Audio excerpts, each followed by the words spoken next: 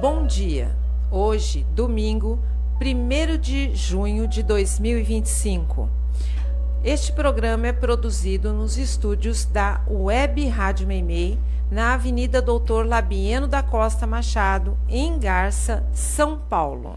Momento Espírita está sendo retransmitido ao mesmo tempo pela Web Rádio Nova Alternativa e pela Nova Alternativa FM de Garça. E atenção, ouvinte, você pode assistir Momento Espírita e Perspectiva com imagem e áudio nos aplicativos Rádio Meimei, no YouTube, no Facebook, usando o celular ou Smart TV. Saúde, Espiritualidade e Você, o programa que antecede Momento Espírita, também é apresentado pelas rádios Nova Alternativa, Web Rádio e FM. E hoje nossos temas são: felicidade, segundo Emmanuel, é a completa harmonia da alma. Não devemos justificar nossos erros pela lei da reencarnação. As consequências morais dos crimes praticados contra a sociedade. Ouvinte pergunta se espírito obsessor pode causar insônia. O que diz o Espiritismo sobre horóscopos? Curas espirituais, porque elas ocorrem só com determinadas pessoas. E evangelização infantil, infanto-juvenil, domingo pela manhã, no Lar Meimei. Você participa de Momento Espírita enviando perguntas ou comentários por WhatsApp para 14 981 05 15 35. Repetimos, 14 981 05 15 35. E o livro que vamos sortear ao final desta edição entre os ouvintes que se comunicarem conosco dizendo que estão ouvindo o programa. O livro é A Certeza da Vitória, romance do espírito Chélida pela mediunidade de Eliana Machado Coelho, da Lumen Editorial. Nosso contato é o 14 981 05 15 35. Mande sua mensagem. Equipe que está atuando nesta edição: sonoplastia Gustavo Souza, supervisão Augusto Tavares e apresentação de Sônia Marra e Marco Antônio. Momento Espírita, um tempo de paz.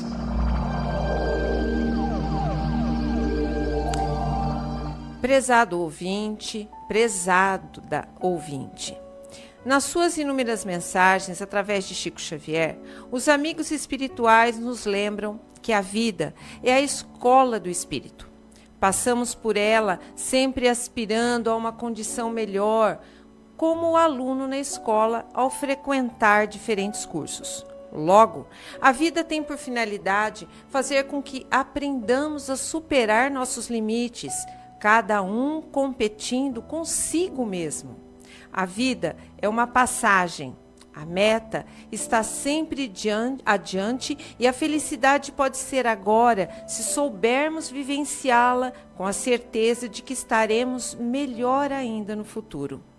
No livro dos Espíritos, os mentores espirituais disseram a Kardec que são 3 os principais requisitos para a felicidade neste mundo: ter o necessário para viver, estar com a consciência tranquila e ter a certeza da continuidade da vida.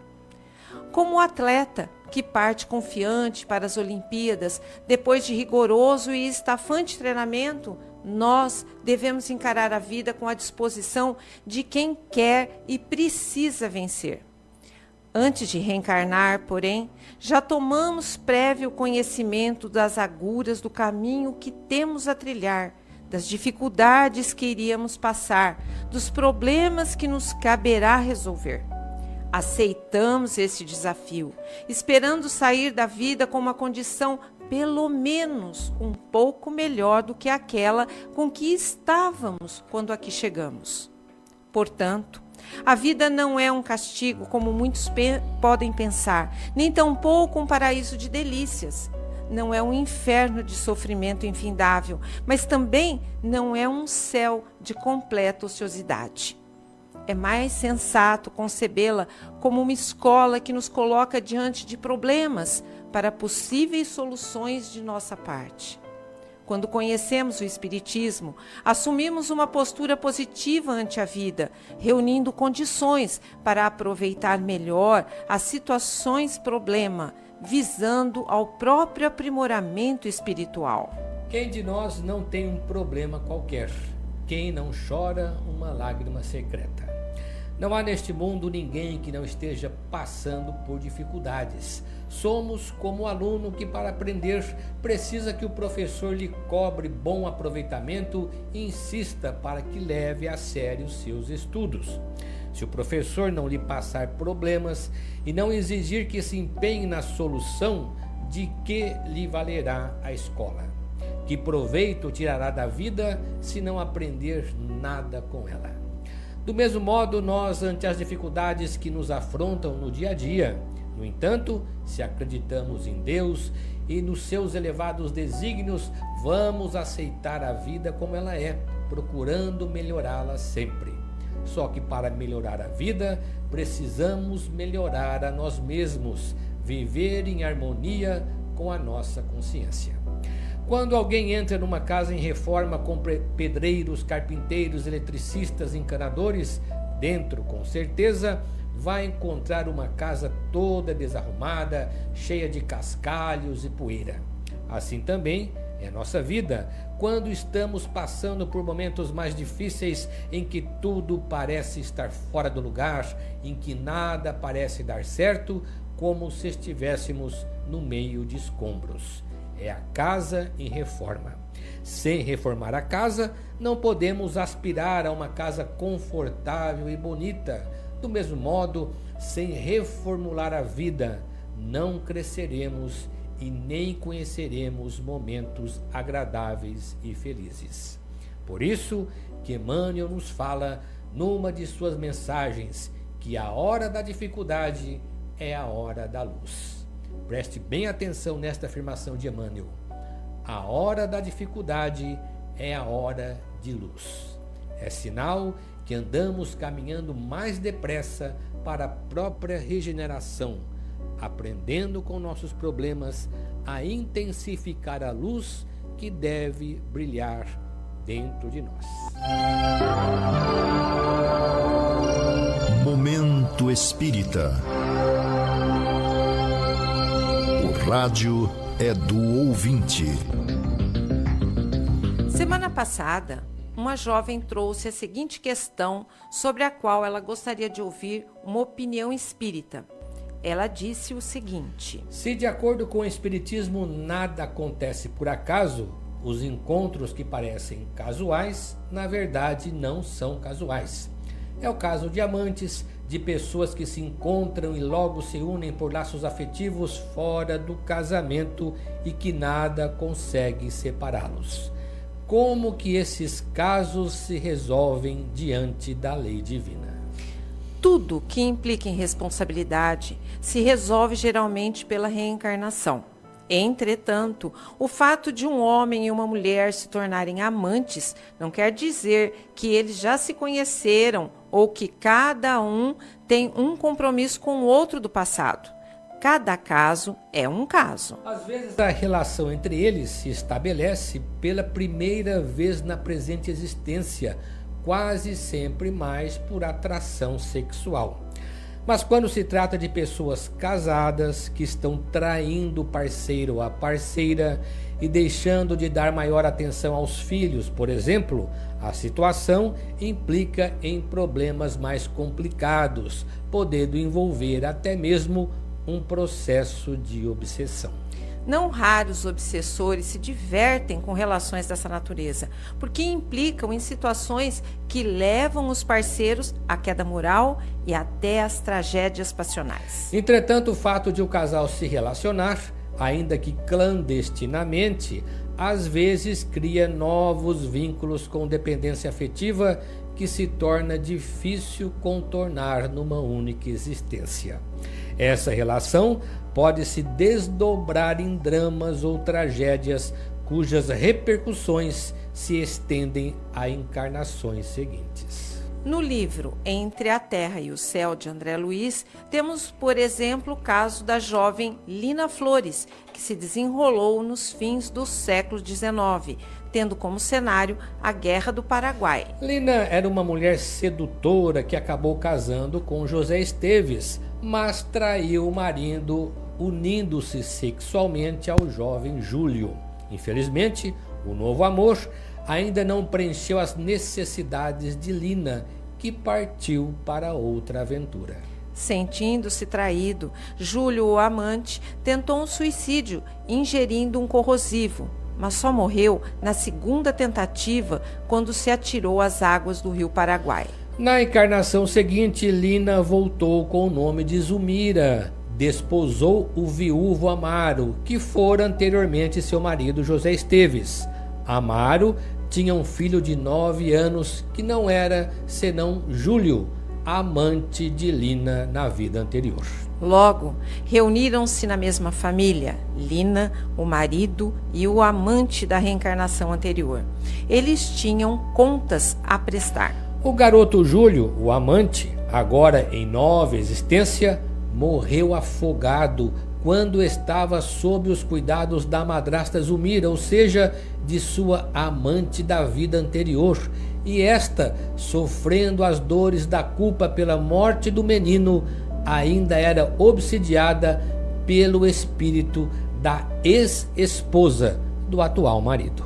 Veja que Zulmira, que tinha sido Lina, já trazia em seu inconsciente profundo sentimento de culpa em relação ao suicídio de Júlio, quando ele morreu nas águas do Paraguai. Agora ia enfrentar outra morte do mesmo filho, seu enteado. Desse modo, Amaro, Lina e Júlio, retornando ao convívio na nova encarnação, passam a sofrer um novo drama que vai servir de resgate para os três em relação aos erros do passado. Mais tarde, Júlio volta a reencarnar e vai retornar como filho de Zulmira, antiga Lina, mas vive apenas 1 ano.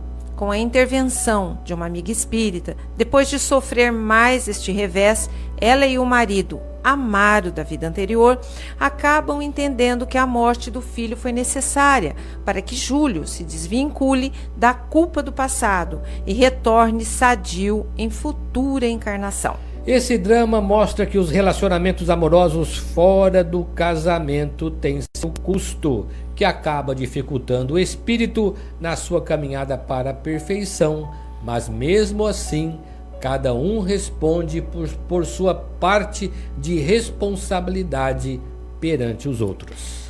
Quem quiser entender melhor esse drama deve ler o livro Entre a Terra e o Céu, onde fica bem mais clara a história que tentamos transmitir a você, nosso ouvinte. A mesma jovem da questão anterior ainda pergunta, do ponto de vista espírita, que consequência tem os crimes cometidos contra um órgão público que beneficia milhões de aposentados no Brasil todo? Quem vai pagar por isso? Como você sabe, tudo que fazemos neste mundo sempre terá consequências, segundo a lei de causa e efeito. Um ato bom terá consequências boas e agradáveis. Um ato mau, consequências desagradáveis. É uma lei da natureza.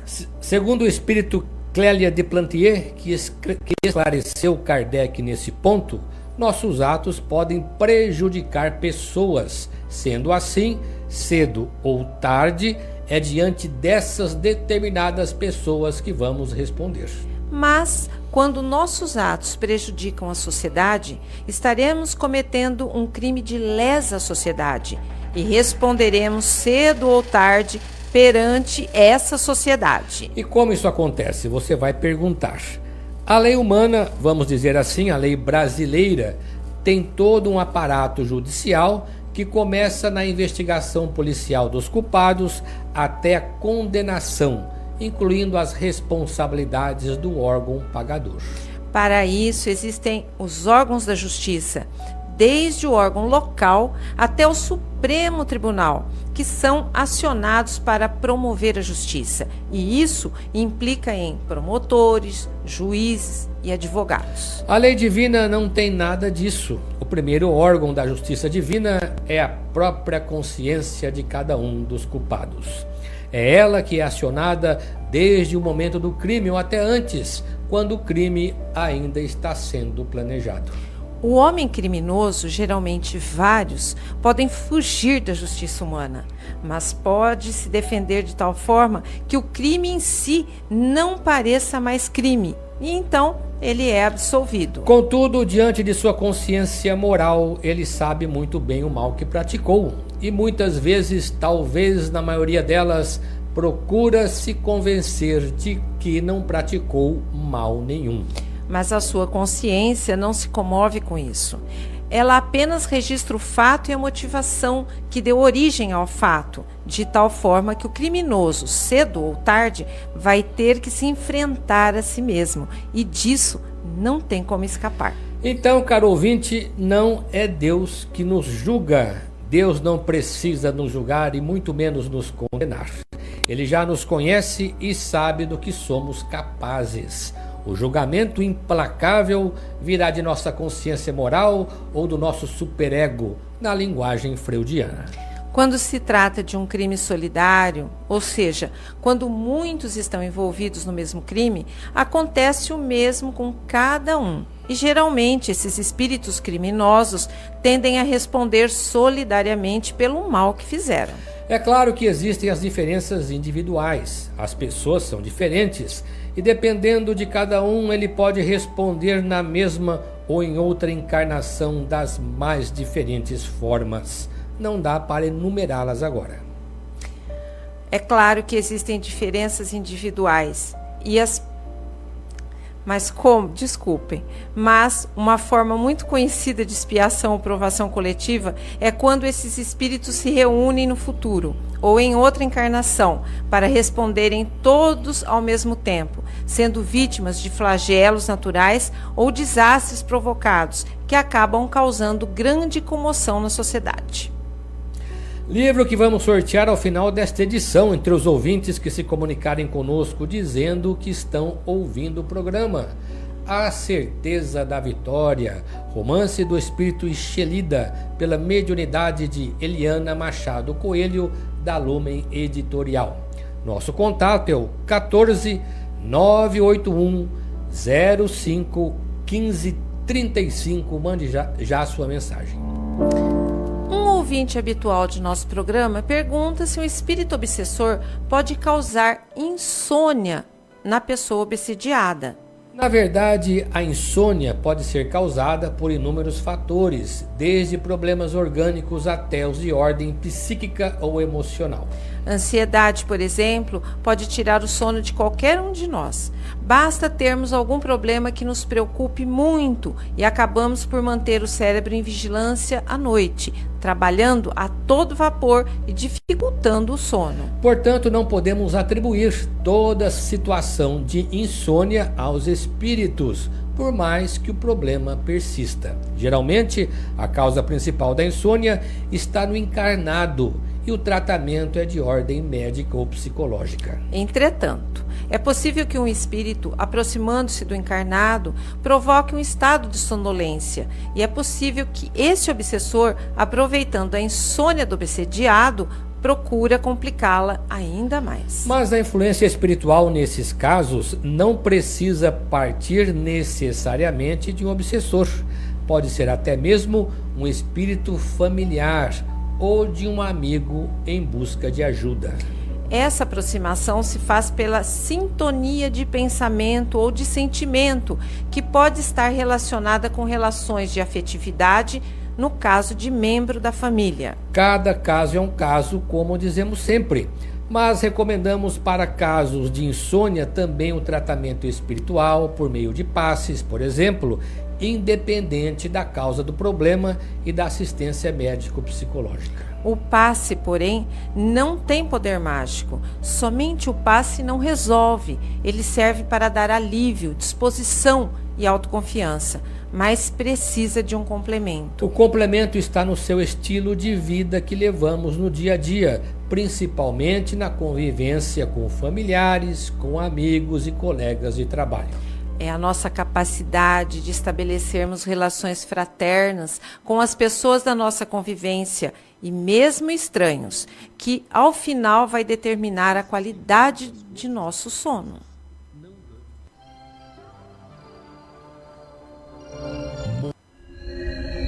Existem muitas coisas a que às vezes não damos o devido valor. A vida, por exemplo. A vida é uma bênção divina. Através dela, podemos ser felizes e proporcionar a felicidade aos outros. Por isso, é preciso defender a vida, a nossa vida e a do próximo. Pena de morte, aborto, suicídio e eutanásia são formas de violência contra a vida com as quais não podemos concordar.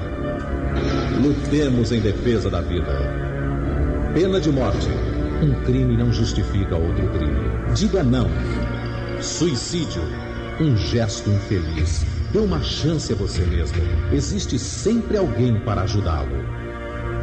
Aborto. Um ato de covardia. A vítima não pode defender-se. Eutanásia. Uma ação criminosa. Com confiança em Deus e o firme desejo de obedecer suas leis, a vida terá outro sentido. Mensagem em defesa da vida. Apoio. Federação Espírita Brasileira. O Clube do Livro Espírita de Gárcia é um serviço do Centro Espírita Caminho de Damasco. Obtendo os livros por preços abaixo da tabela, o clube permite que você adquira por apenas R$ 27,00. Neste mês de junho, o Clube do Livro vai entregar aos seus associados mais uma obra espírita recentemente lançada. E para receber o livro, basta você se associar ao clube ligando ou passando um WhatsApp para a Sônia Marra no 14 996 69 5008. 14 996 69 5008 ou enviando e-mail para o endereço clubedomlivro@caminhodedamasco.org, dando nome e endereço de entrega. Atividades de evangelização infanto-juvenil acontecem normalmente às 9h45 no Lar Meimei. Educar a criança é compromisso inadiável dos pais. O brechó do Lar Meimei continua aberto ao público toda sexta-feira no Lar Meimei, com entrada pela rua 7 de setembro. Se você entrar no site do Caminho de Damasco, vai obter uma série de informações sobre o centro e sobre o espiritismo. Você pode entrar no site acessando o link www.caminhodedamasco.org. Nele, você vai encontrar todo um material informativo sobre o centro e suas atividades. Clicando no menu, você encontrará, entre outras matérias, as gravações das edições anteriores de Momento Espírita. Encontrará também informações sobre o Clube do Livro, vídeo, palestras de temas variados, bem como mensagens espíritas em card em áudio. E esta questão, na época formulada por um ouvinte, fomos buscar em nossos arquivos e diz o seguinte: conheço muita gente que diz ter religião, mas que seguia somente pelo horóscopo. Desde cedo, quando levantam, vão verificar qual é a sorte daquele dia e seguem esse caminho. O que o Espiritismo diz sobre o horóscopo? É válido seguir suas orientações?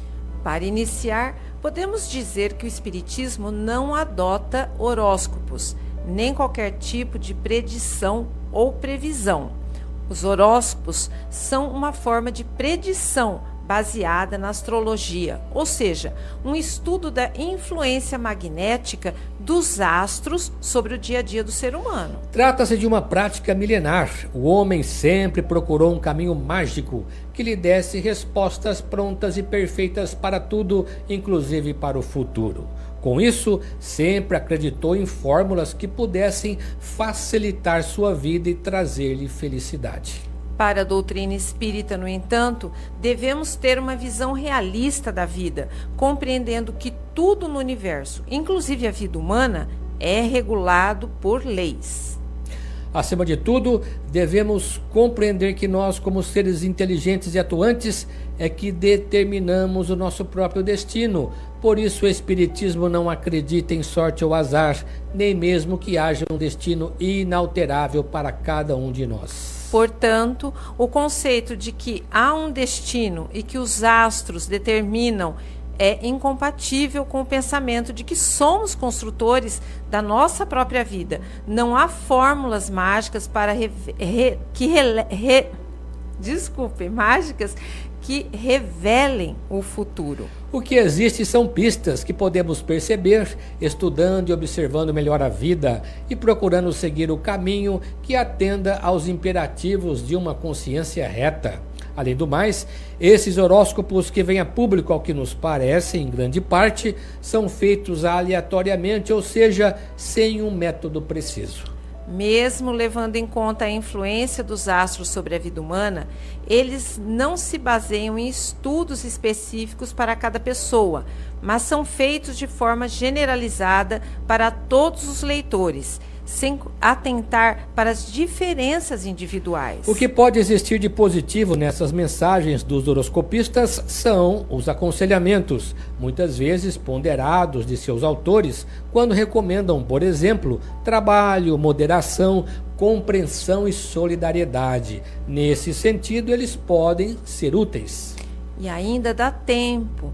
Daqui a pouco vamos sortear entre os ouvintes que se comunicarem conosco o livro A Certeza da Vitória, romance do espírito Chélida, pela mediunidade de Eliana Machado Coelho, da Lumen Editorial. Nosso contato é 14 981 05 15 35. Mande sua mensagem. Momento Espírita. Mensagem para a nova era. Conhecendo a doutrina espírita. Por que eu? Temos visto em alguns filmes gospels ou evangélicos que tratam especificadamente dos chamados milagres de cura. Um deles é o milagre no paraíso. Isso acontece geralmente quando há uma cura extraordinária que a medicina não consegue explicar. E isso geralmente pode ocorrer. Não com tanta frequência como se acredita, mas de forma rara e inesperada. Você acredita em milagre? A vida em si já é um milagre. Embora para nós, que só conhecemos a superfície das coisas, a vida pareça simples de explicar. Aliás, Albert Einstein já dizia: não existe milagre, ou então, tudo na vida é milagre. Jesus, quando de sua passagem na Terra, deixou um rastro de bondade para com todos com quem se relacionava. E, em certos casos, houve o fenômeno da cura. Maravilha!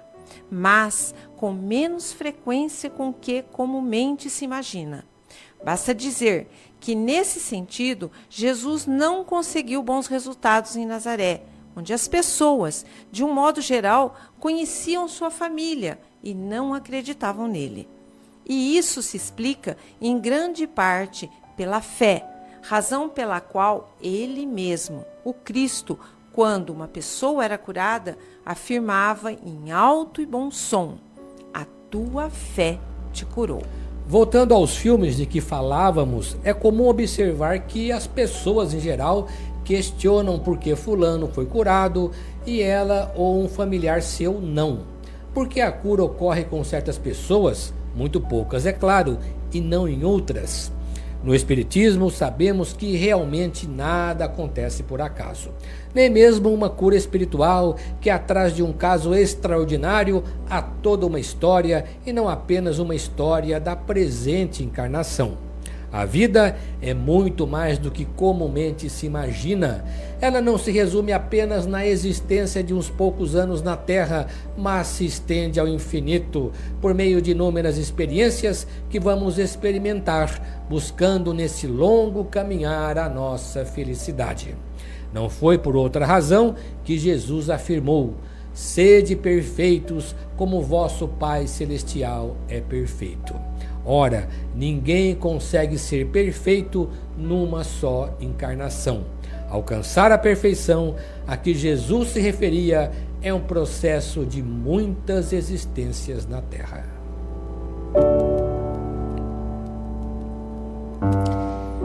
E vamos ao sorteio do livro que anunciamos desde o início desta edição, A Certeza da Vitória, romance do Espírito Chélida, pela mediunidade de Eliana Machado Coelho, da Lumen Editorial.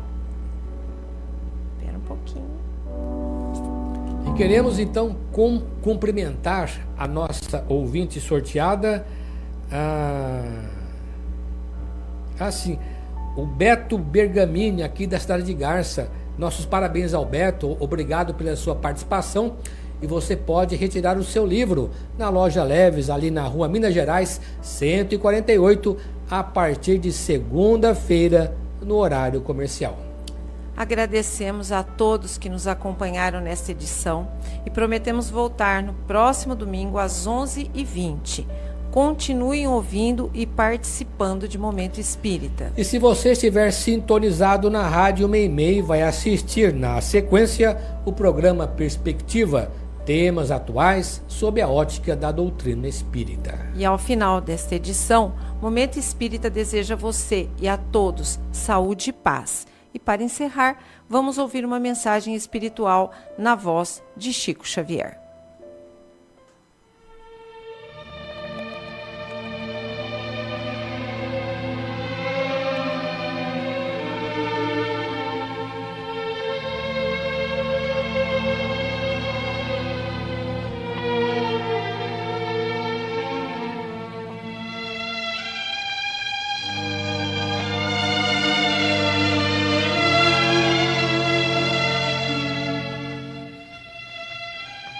Escola da bênção, sofres cansaço da vida, de sabores domésticos, deserção de amigos, falta de alguém.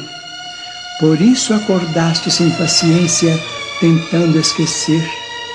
Procuraste espetáculos públicos que te não distraíram e usaste comprimidos repousantes que não te anestesiaram o coração. Entretanto, para teu reconforto, pelo menos uma vez por semana, sai de ti mesmo e busca na caridade a escola da bênção.